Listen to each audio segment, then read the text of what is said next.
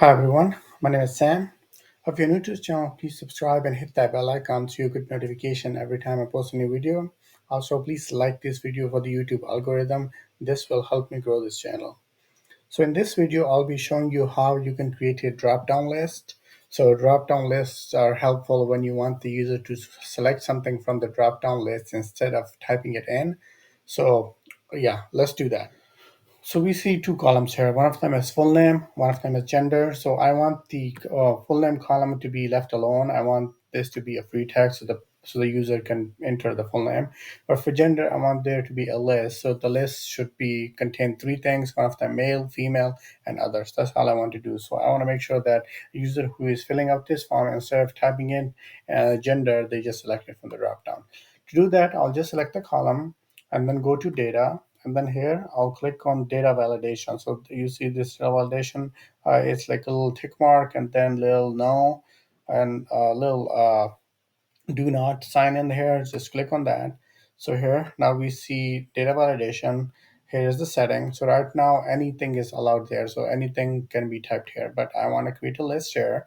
So I'll just create male and then comma, female, and then comma, others. So what the comma does is that it creates a list. So each time a male will be in the first, and then female will be number second, and others will be third. So comma kind of separates that.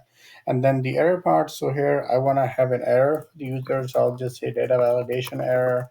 So every time a person is trying to type in something in this column, it will give this error. So I'll just say please uh, select the drop down and click OK. So now for Jon Snow, if I click here, I'll see the drop down. So I can select male here. For Jane Doe, I can select female here. For Elizabeth, I could select other.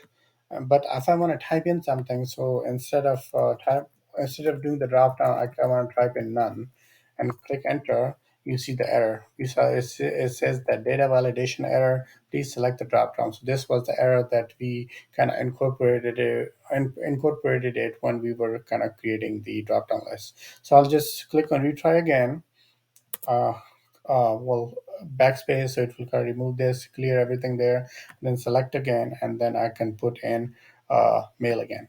So this is it. So that's how you create a drop down list. You can do it for many different things. I just did it for gender, but if you want to limit user input, you can just do that. So this is it for this video. If you like this video, please hit that like button. Also, please share this with your friends or anything you think that they'll benefit from this content. Also have some other related Excel tips, so please check that out as well. You should see that at the end of this video or on my channel. It's called Excel Tips. It's a playlist. There are a lot of cool tips there, so please check it out. And I will see you in the next video. Thank you for watching.